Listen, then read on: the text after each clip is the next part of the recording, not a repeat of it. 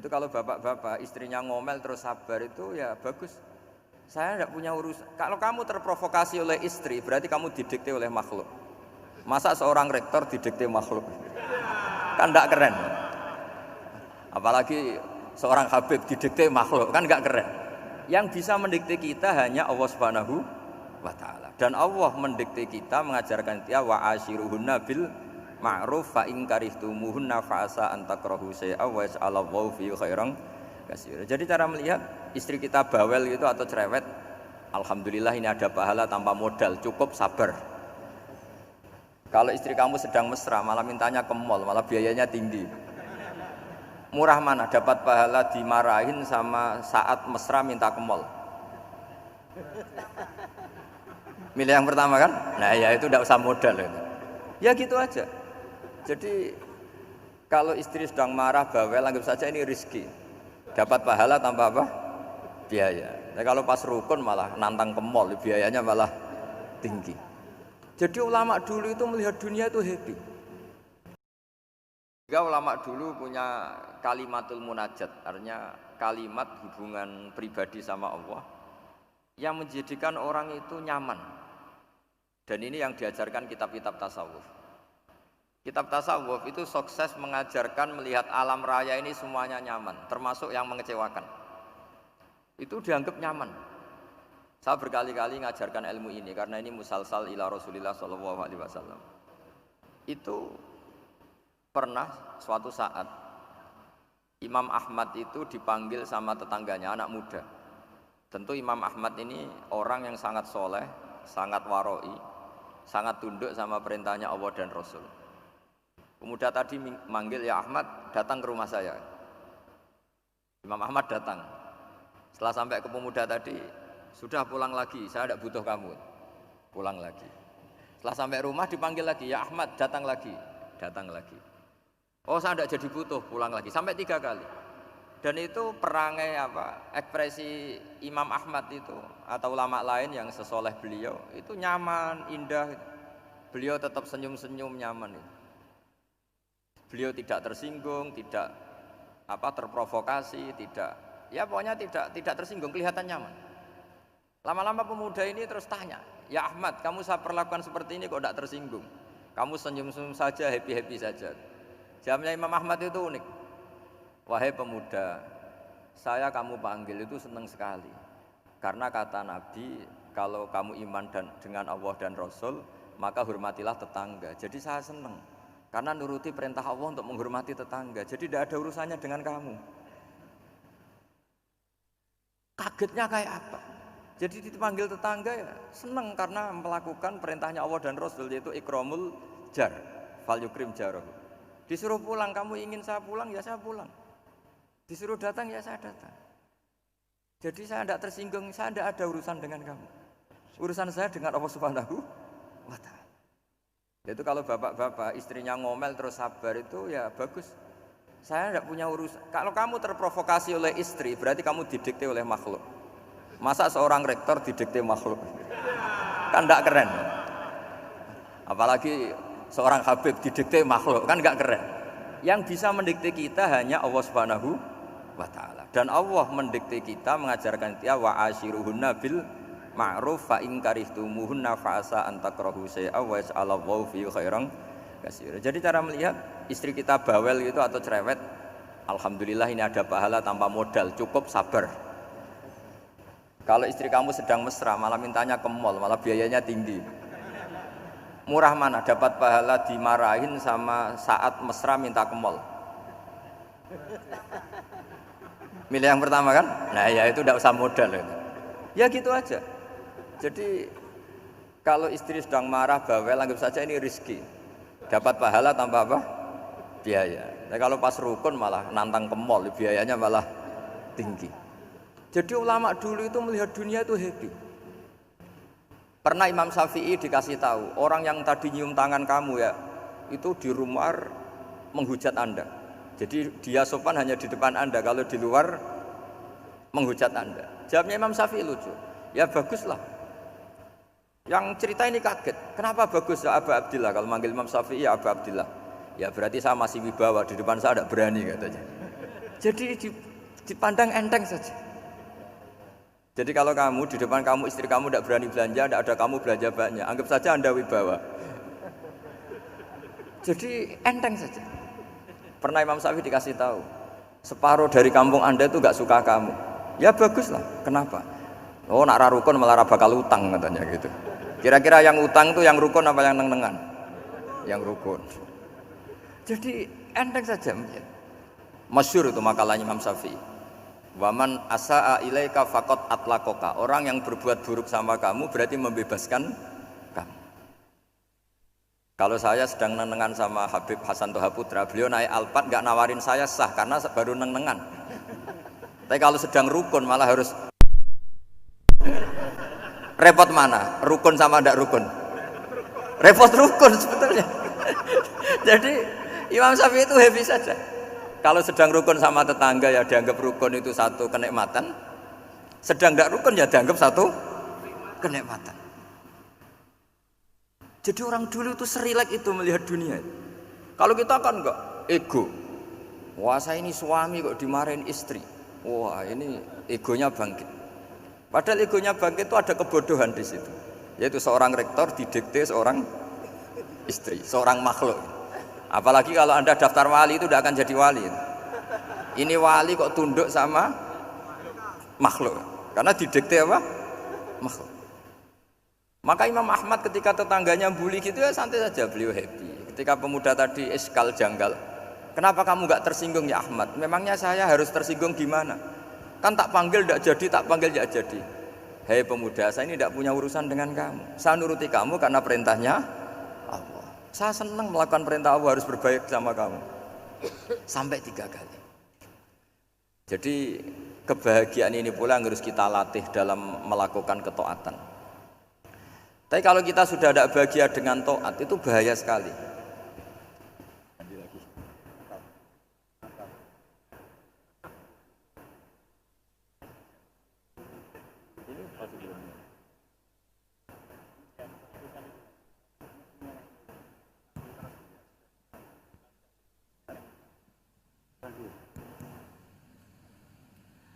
Harus begini Bang prosedurnya. Didikte makhluk gitu. Gimana? Didikte panitia. Oh yang ini. Baik bagus ini tapi. Anut saja.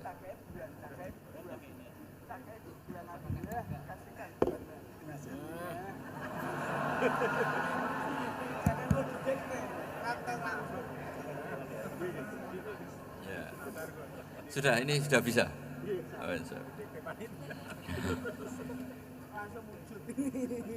Sudah, ini sudah benar. Untungnya kiainya latihan jadi wali, jadi gak tersinggung. Kalau ndak ini sudah masalah ini. Paling ndak kan baru ngajarkan gitu, masa ada bisa meraktekkan gitu. Jadi pura-pura soleh. Tapi memang obsesi saya terbesar atau cita-cita saya terbesar memang setiap ngaji saya ingin orang mukmin semuanya itu bahagia. Dengan bahagia itu mereka tidak neko-neko ingin mencari kebahagiaan lewat jalur apa maksiat. Sehingga dalam konstitusi ulama yang ditulis di kitab-kitab usul fikih, dan itu kitab yang saya kaji, selalu saya kaji, itu membela-bela sesuatu yang mubah itu sampai luar biasa. Karena melihat mubah itu misalnya Anda tidur itu berstatus mubah, Anda bermain catur berstatus mubah, Anda rileks sama teman jagungan semalam dengan teman rektor atau dosen atau yayasan itu melihatnya bukan mubah tapi tarkul maksiyah. Misalnya saya semalaman asik musamarah itu jagungan malam sama Habib Toha Al-Munawwar. Itu awang ngitungnya bukan, wah ini jagungan ngalor ngidul tidak penting tuh enggak. Malam itu bahak tidak ke dugem, tidak ke tempat maksiat. Sehingga ada ulama yang mengatakan mubah itu enggak ada. Saya ulang lagi, mubah itu enggak ada. Kan umumnya ulama bagikan wajib, ya kan, haram gitu. Terus diantaranya mubah, sunat, makruh. Ada ulama yang mengatakan mubah itu enggak ada. Kenapa logikanya begini? Itsma min mubahin illa wa yatahaqqaqu bihi tarku haramimma. Karena tidak ada mubah yang Anda lakukan kecuali saat itu pasti ditinggalkannya sebuah keharaman. Misalnya Anda sedang jagungan sama istri di luar, di rumah, asik di rumah semalaman. Mungkin bahas hal-hal yang ringan. Mungkin melihat sinetron atau apalah yang ringan. Tapi di situ terjadi Anda meninggalkan ke tempat-tempat maksiat. Sekarang ninggal maksiat itu wajib apa mubah? Wajib. Padahal Anda sedang melakukan mubah. Nah, itu dicatat oleh Allah itu tarkul haram, meninggalkan keharaman. Jika masyhur dalam cerita wali-wali itu, Abu Yazid yang seperti itu ibadahnya pernah tanya, "Ya Allah, lalu yang makomnya orang seperti saya siapa?" Karena beliau semalaman ibadah terus. Sama Allah dijawab, "Ya yang tidur di pinggir kamu itu." Abu Yazid, "Loh kok bisa ya Allah? Dia kan tidur terus." Ya kan dia tidur berarti meninggalkan keharaman. Ngomong sing potongan tukang maksiat itu apik turu apik melek kira-kira gitu. Apik turu. Timbang sama nak melek pola wis turu ae kira-kira gitu. Jadi enggak usah dipaksa tahajud, dipaksa qiyamul lail itu. Iya kalau qiyamul lail. Kalau dapat informasi, ke sini ikut saya terus katut kan repot. Jadi perlawanan terhadap maksiat itu sebetulnya gampang dalam Islam karena tadi nggak ada sesuatu yang mubah kecuali saat dilakukan berakibat meninggalkan keharaman. Mudah sekali. Jika banyak orang jadi wali itu karena melakukan mubah. Itu ada orang jadi wali itu karena sering makan. Ya makan biasa itu. Karena ketika makan, ya Allah, betapa doifnya saya. Katanya saya presiden, katanya saya rektor, saya kiai. Ternyata kalau nggak makan tuh lemes. Apa hebatnya makhluk yang bergantung makhluk yang lain, yaitu makanan. Nah karena seperti itu terus dia al-laja ilallah, terus dia sungkeman ning Allah. Betapa lemahnya saya. Sebab itu ketika Quran mengkritik dan dengan tanda kutip kemungkinan Tuhannya Isa bin Maryam, itu ngeritiknya sederhana Quran itu. Mal masih ibnu Maryam illar rasul qad khalas min qablihir rusul wa ummuhu siddiqah kana yaqulanit ta'am. Isa itu tidak Tuhan, wong dia makan. Kamu kebayang enggak misalnya punya Tuhan, wah tadi Tuhan mampir ke rumah saya, dia lemes. Setelah tak kasih makan sehat lagi gitu. Itu kan enggak kebayang gitu. Tapi Tuhan marung di rumah saya, lemes tak gratisin, kayaknya enggak punya uang gitu. Setelah makan wah gairah lagi. Kebayang enggak punya Tuhan seperti itu. Sehingga Quran kalau gojlok sederhana, kana yaqulanit ta'am. Sehingga wali-wali itu kalau makan itu sadar lemahnya dirinya, betapa dirinya tergantung makanan. Sesuatu yang tergantung itu artinya tidak hebat, tidak Tuhan. Jadi untuk menjadi wali, untuk menjadi dapat ridhonya Allah itu sebenarnya sederhana. Termasuk ada cara jadi wali yang agak kacau, tapi ini ya benar, asal niatnya benar. Misalnya Unisula besar, ya kurang besar lagi. Kita sudah punya uang, kurang banyak uang lagi. Itu Nabi Ayub. Itu kan seorang nabi pernah diuji Allah. Ini ada di Sahih Bukhari. Nanti kamu tanya hadisnya sahih enggak ini ada di Sahih Bukhari. Kadang orang kota itu aneh, enggak ahli hadis tapi tanya sahih enggak gitu. Padahal andekan dibodoni sahih ya ngandel saja gitu. Jadi kadang ya aneh, wong enggak tahu kok tanya gitu. Itu Nabi Ayub itu sudah kaya, pas itu sudah kaya, bukan cerita yang masih miskin, memang sudah kaya. Beliau di kamar dihinggapin satu belalang dari emas. Setelah belalang itu dikejar, ternyata yang jenis itu banyak, semuanya dari emas. Ngambil sana sini, ini yang kesak ini dipenuhin, saku ini dipenuhin, sampai banyak. Terus sama Allah digojlok, kamu itu nabi saya, kenapa kamu mengumpulkan harta sebanyak itu? Kamu itu nabi saya kok rakus? Jawabannya Nabi Ayub unik. Ya Allah, siapa yang bisa kenyang dari rahmatmu? Ya, jadi kalau kamu punya uang 1 miliar, kok ingin 1 miliar 100, ingin 1 miliar 200, itu cara ngitung bukan uang. Ya Allah, siapa yang bisa kenyang dari rahmatmu? Karena rahmat Allah tidak terbatas. Sudah Gusti, tenang saja. Meskipun saya gini, rahmat Anda tidak akan habis. Sehingga waroi ada ilmunya, tomak juga ada ilmunya. Termasuk ragus itu juga ada ilmunya. Misalnya begini, ini contoh rakus yang ada ilmunya begini. Ini saya beri contoh. Mungkin yang boleh niru orang-orang soleh, kalau nggak soleh jangan. Imam Syafi'i ini cerita nyata. Imam Syafi'i itu dulu ketika ngaji masih muda itu nggak suka sama guru yang kaya. Kebetulan dia punya guru miskin terus. Namanya Sufyan As-Tsauri, itu miskinnya Masya Allah. Sufyan bin Uyainah juga miskin. Jadi dia miskin, punya guru miskin terus. Sehingga idolanya ya sama guru-guru yang miskin. Suatu saat guru-guru ini menyarankan dia ngaji Imam Malik. Imam Malik itu kaya raya. Itu babutnya Imam Malik kalau diinjek itu mata kakinya tidak kelihatan saking halusnya. Kalah Indonesia kalah. Imam Malik tuh gaya. Kalau ngaji di kursi tinggi terus pakai bukhur itu, pakai dupa Arab yang mahal itu. Pokoknya mewah kali Imam Malik. Terus dia mulai ini kiai kok kaya. Kemudian setelah beliau alim tanya, saya harus ngaji siapa setelah ilmu jenengan habis kira-kira gitu. Kata Imam Malik, sudah kamu tidak usah perlu ngaji saya, kamu sudah alim alama. Terus Imam Malik datang ke Baki. Zaman itu Baki itu semacam kayak rentalan ya, semacam Grab lah kalau dulu. Mana kafilah yang mau ke Irak? Ya sudah terus. Oh kita mau ke Irak. Ini antar ke Muhammad bin Hasan As-Syaibani. Itu dibiayai sama Imam Malik. Grabnya ya dibayarin, itu kafilahnya itu ya dibayarin. Imam Syafi'i disangoni surrotan min dhahabin. Jadi satu kepes uang dikasihkan. Itu pernah tak hitung semurah-murahnya itu sekitar 60 juta. Imam Syafi'i mulai mikir, kiai yang saya kritik lomo, sing kiai miskin tak puji, gak pernah ngamal kan, tentu orang miskin kan. Setelah datang ke Muhammad bin Hasan As-Syaibani, beliau itu pakar usul fikih, muridnya Abu Hanifah. Beliau al-usuli, pakar usul fikih. Itu Muhammad bin Hasan As-Syaibani itu kalau ngitung emas, itu di ruang tamu. Uangnya miliatan, emasnya banyak. Dari kota ini dipindah ke kota ini, emas kalau ngitung di ruang tamu. Bukan di kamar, di ruang tamu. Imam Syafi'i tambah kaget. Imam Malik kayak gitu sudah saya soal, malah ini kaya raya. Setelah Imam Syafi'i kelihatan kaget, digojlok sama Muhammad bin Hasan As-Syaibani karena beliau senior. Ata'jabu min hadza, kamu aneh melihat ini? Iya. Kenapa? Ulama kok kaya raya. Terus kata Muhammad bin Hasan, ya sudah, uang ini tak kasihkan orang-orang fasik, binti gue demenan, gue nyabu, gue macam-macam. Oh jangan, nanti dipakai maksiat. Oh jenengan mawon sing suka. Semenjak itu Imam Syafi'i rubah mindset.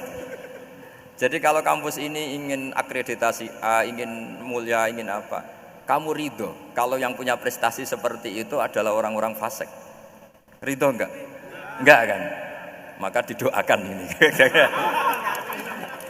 Nah itu namanya berpikir secara usuli. Kamu jangan hanya nuruti karena berpikir waroi terus kamu benci kekayaan, benci pangkat, benci apa, enggak bisa seperti itu. Karena pangkat dan kekayaan ketika dikelola secara kesolehan maka akan menjadi energi positif yang luar biasa. Semenjak itu Muhammad bin Hasan As-Syaibani berhasil mendidik Imam Syafi'i. Sampai akhirnya keterusan Imam Syafi'i berpendapat kalau orang Islam bisa bikin rumah tingkat kok punya rumah reok itu haram kata. Akhirnya keterusan. Kalau bisa jadi bupati kok jadi ketua RT juga haram. Karena al-Islam ya'lu wala yu'la alaih. Islam itu luhur bukan bisa diluhurin. Sehingga rata-rata orang Syafi'iyah termasuk kiai-kiai Indonesia itu rata-rata ya agak-agak politikus. Ya agak-agak kedonyan, mungkin sebagian ya kedonyan tenan gitu. Karena enggak ridho gitu loh. Kalau kesempatan itu dikuasai orang fasik kemudian menjadi kekuatan maksi. Coba kalau bupati itu orang yang fasik. Kemudian programnya supaya rakyat seneng semalaman dangdutan yang purno misalnya. Supaya rakyat seneng dibolehkan dugem, dibolehkan judi. Tapi kalau yang jabat orang soleh kan ada beberapa perda yang menolak penyakit apa? Masyarakat. Jadi kamu jangan melihat bahwa kepangkatan ini hanya sebagai alat korupsi, alat otoriter, enggak. Asal kena orang soleh, maka ini menjadi energi kesolehan atau energi positif. Sebab itu ketika Allah muji para nabi yang soleh, diantaranya disifati apa? Faqad ataina ala Ibrahim al-kitab wal hikmata, terusannya ayat wa atainahum mulkan azim. Dan Nabi Ibrahim dan keluarganya tak kasih kerajaan yang besar. Nah sekarang masih banyak orang yang cara pandang ngapain bikin unisula yang megah, ngapain berambisi punya akreditasi A dan sebagainya. Menyoal seperti itu salah secara usul fikih. Karena secara usul fikih kesempatan yang baik tentu harus diperjuangkan oleh orang-orang yang soleh. Karena ini supaya jadi otoritas yang positif. Itu dulu ada latihannya. Jadi orang dulu itu gampang sekali ketika milih miskin ditanya, kenapa miskin? Saya ingin hisab saya ringan. Tapi ketika mereka kaya yang soleh, supaya harta ini tidak dipakai orang yang nanti dipakai maksiat. Kita misalnya orang soleh kok mau pangkat, karena kita ada ridho kepangkatan itu dipegang orang maksiat, kemudian menjadi energi maksiat. Begitu juga seterusnya. Maka ulama dulu itu rileks.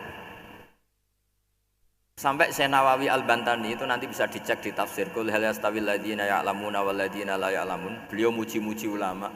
Kemudian ada seorang yang agak hasud mungkin. Tanya begini.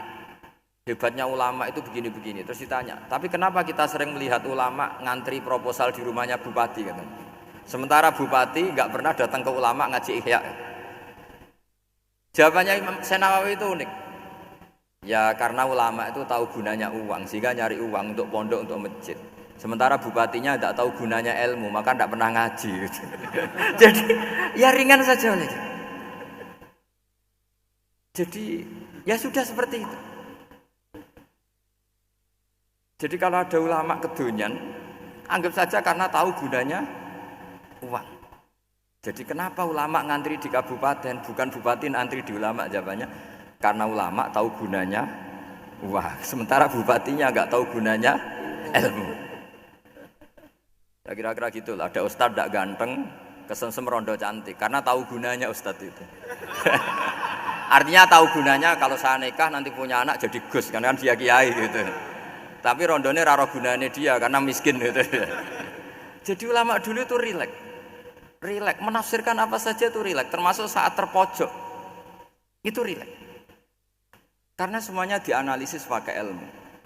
Sehingga ciri utama wali itu apa? Ala inna awliya Allahi la khaufun alaihim walahum yahzanun. Enggak ada rasa takut, enggak ada rasa gampang. Karena melihat sesuatu itu gampang saja.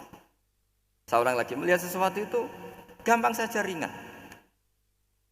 Saya beri contoh ya betapa pentingnya mindset ya, cara berpikir. Orang itu menjadi kikir itu karena nganggap hidup itu lama dan uang itu penting. Kalau zaman Nabi itu sederhana kalau melihat hidup. Pernah suatu saat Nabi itu punya jatah makan. Karena Nabi itu hidupnya juga pas-pasan. Jadi Nabi itu unik. Beliau di satu sisi kaya raya, bisa ngurmat Abu Hurairah, Ammar, Suhaib. Ashabu Sufa itu dirawat Nabi semua. Itu kan kaya, bisa ngerawat sekian orang. Tapi di sisi yang lain untuk pribadinya beliau miskin. Kadang nggak bisa makan hari itu. Tapi di saat yang sama bisa merawat Ahlus Sufa.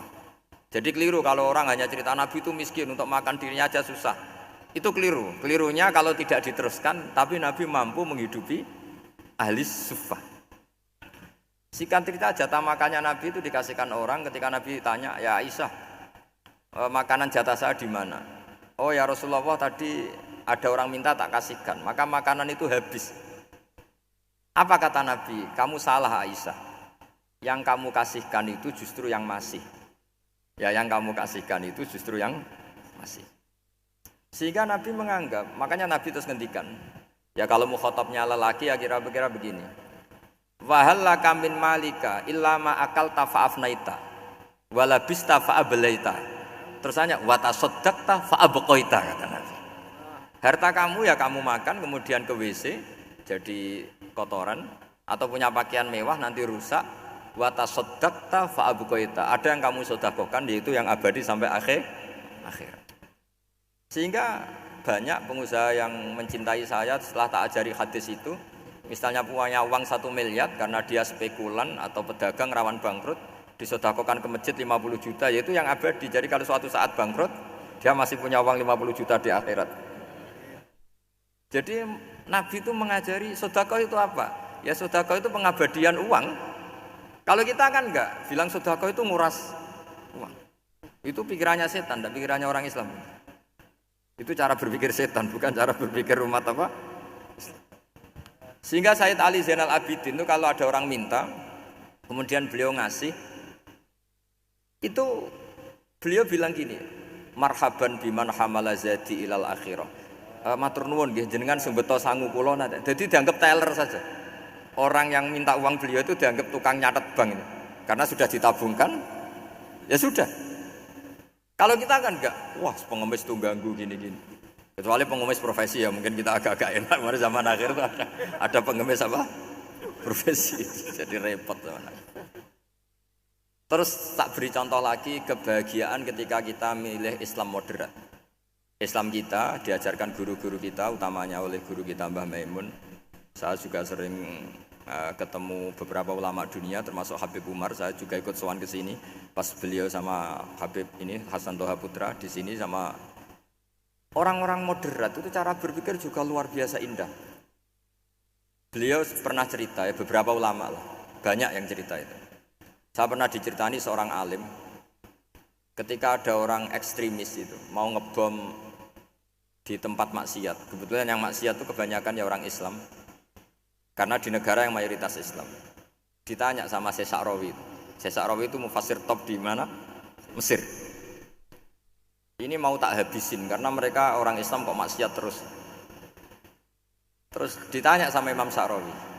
Laumatu ala khini ma'asihim aina masiruhum. Kalau mereka mati dalam keadaan maksiat, mereka kemana? Ya ilanar, mereka pasti masuk neraka. Terus ditanya sama Imam Sa'rawi. Wahal masiruhum ilanar muradun nabi amlah. Punya umat maksiat kemudian mati masuk neraka itu yang diinginkan Nabi apa enggak? Ya tidak aja. Ya sudah, enggak usah dibom, ditunggu tobatnya kata. Karena kalau mati dalam keadaan itu ke neraka dan itu tidak yang diinginkan Rasulullah Sallallahu Alaihi Wasallam. Terus ekstremis ini menjadi tobat, tidak berpikir ekstremis Mas. Jadi orang itu harus berpikir mindset yang baik. Meskipun kadang berpikir baik itu ya agak-agak kacau. Ada seorang wali majdub itu kalau berdoa agak kacau, tapi nggak bisa dibantah. Masyhur itu doa itu. Ini sekaligus ijazah, tapi kalau sebelum wali nggak boleh. Itu datang ke makamnya Rasulullah SAW. Terus doanya itu begini. Ya Allah, sekarang terserah Engkau. Ya Allah, sekarang terserah Engkau. Jika saya kamu jadikan orang soleh, jika saya engkau jadikan orang soleh, maka surra habibuk, maka kekasihmu ini senang. Yang susah musuhmu yaitu setan. Tapi kalau engkau menjadikan saya orang fasik, maka yang susah kekasihmu, yang senang musuhmu. Jenengan punya dua pilihan itu. Wah itu kan doa tapi kayak teror itu. Ya jadi berdoa di Raudhah. Wah itu mesti mandi itu karena agak-agak maksa Tuhan itu. Ya Allah, engkau punya dua pilihan. Jika saya jadi orang soleh, maka kekasihmu ini senang. Musuhmu yang susah yaitu setan. Tapi jika saya jadi orang fasik, maka musuhmu yang senang, kekasihmu yang susah. Mohon terserah jenengan, mau menyenangkan kekasihmu, apa menyenangkan musuhmu? Gitu. Kira-kira gimana? Kalau tertarik boleh doa itu dipraktekkan. Tapi kayaknya kalau copy paste itu gak keren, apa? Jadi dulu orang itu muamalah sama Allah dan Rasul itu rileks. Rileks itu nyaman karena ya tadi kul bi fadlillah wa bi rahmati fa bidzalika falyafrahu. Sehingga Imam Izzuddin bin Abdissalam itu ngendikan innalladzina yarmunal muhsanatil ghafilat. Di antara kebaikannya ibu-ibu atau mbak-mbak ini harus berstatus ghafilat. Perempuan-perempuan pelupa. Ghafilat itu pelupa. Pelupa dari kenikmatan maksiat sehingga mereka dengan taat. Misalnya ada ibu-ibu atau mbak-mbak atau juga bapak-bapak tahajud, kemudian nyaman dengan tahajud itu. Kira-kira terbersit enggak ingin maksiat? Enggak kan, karena sudah nyaman dengan tahajud, dengan taat. Maka dibutuhkan kenyamanan dalam beribadah. Sebab itu ala bizikrillahi tatmainnul qulub. Makanya saya termasuk kiai yang setiap ngaji itu happy, seneng. Karena ini untuk kampanye, seneng dengan ngaji, dengan taat itu sudah luar biasa. Kayak apa kalau mereka senengnya kalau nunggu melakukan maksiat. Jadi termasuk bentuk perlawanan kita terhadap maksiat adalah usahakan kamu itu bahagia, seneng dengan taat. Istiqnas billah, mu'anasah billah, farah billah, itmi'nan tumakninah billah. Sehingga ini mencukupkan kita tidak berkebutuhan maksiat. Meskipun kita ya manusia pasti suatu saat atau sudah pernah maksiat. Serah usah diceritakno lah niku wis mesti gitu. Lah orang-orang dulu itu orang yang sukses mengelola bahagia ma Allah wa billah walillah. Sehingga wali-wali dulu itu jadi wali itu tidak mesti karena ibadahnya banyak, itu enggak. Mereka orang yang ibadahnya itu biasa. Biasa-biasa sekali. Ulama-ulama dulu ibadahnya biasa sekali. Tapi qulubuhum ma Allah, hatinya itu ma Allah. Itu ada seorang wali itu jadi wali, Umar bin Abdul Aziz yang dikenal khamisul khulafa. Khamisul khulafa. Di luar khulafa Rasyidin 4, di antara yang soleh adalah siapa? Umar bin Abdul Aziz. Itu ketika mau meninggal, itu senangnya bukan main. Itu semuanya nangis, beliau senang. Terus tanya, kenapa kamu senang? Memangnya saya kalau mati itu kemana aja? Ila khairi madhubin ilah, ke zat terbaik. Dibang urip mbek kowe bolet atau mbek arhamur rahimin gitu. Yaitu Allah Subhanahu